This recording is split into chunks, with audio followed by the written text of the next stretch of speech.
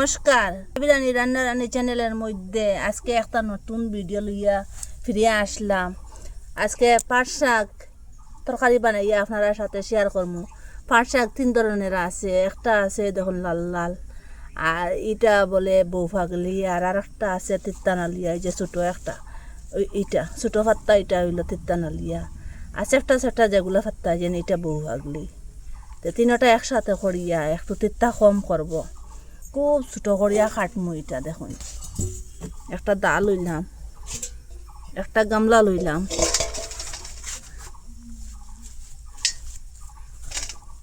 ও size করিয়া এক মোটা হাতের মধ্যে লইমু, মাঝে দিয়ে ওরকম এক কাটা দিম। খুব টাইটভাবে এটা ধরবা, আর যত ছোটো করে পারই না অত ছোটো করে কাটবা, খাইতে খুব স্বাদ হইব। এরকম ছোটো করে কাটলে দেখুন, যত চেষ্টা করবা ছোটো করে কাটবার।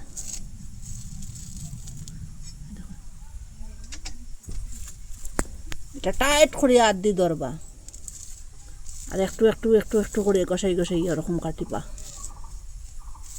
ধীরে ধীরে ধীরে ধীরে করিয়া করবা কাজটা, ওরকম করে কাটমু। ওরকম করে কাটি লিছি সবটা। দেখুন, এখানে কয়েকটা কাঁচা লঙ্কা লইছি, এটার মধ্যে দিয়া অর্ধেক করিলিম, ওরকম অর্ধেক করিয়া নালির মধ্যে দিলাম, পাট শাকের মধ্যে দিলাম। এখানে কাটলের বীজ লইছি, পাট শাকের মধ্যে দিম। এখান থেকে কয়েকটা ওরকম বাড়ি কিছু দিয়ে ওরকম করিয়ে, ওই দেখুন ওরকম করে চাইছিলাম।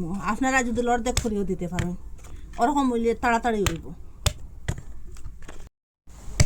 ওরকম করে বাঙ্গি লিছি, এখন এটা সিল্কাটা পরিষ্কার করবো ওরকম করিয়া। দেখুন,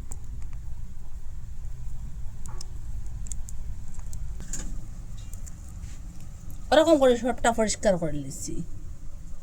2টা পেঁয়াজ লইছি আর রসুন লইছি, এটা এখন চুলাইয়া পরিষ্কার করিলেন, আর ছোটো ছোটো করে কাটিম।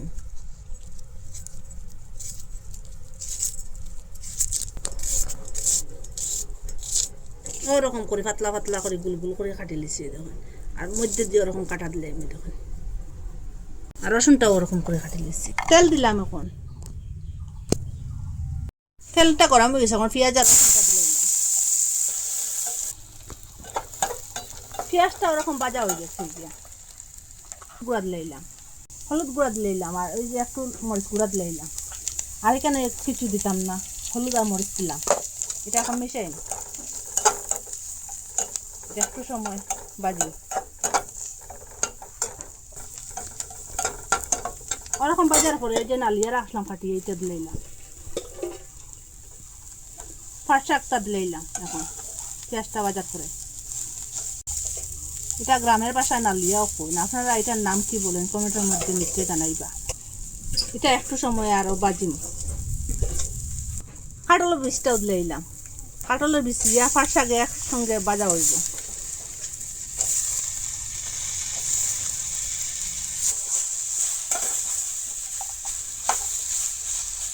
ওরকম বাজার পরে স্বাদ মতো লবণ দিলাম এখানে, এখন আন্দাজ মতো জল দিলাম। এটা সিদ্ধ হইতো কাটলের বীজটা, একটু বেশ দিয়া দিন, এটা জাল হইব, এটা জাল হোক। এখন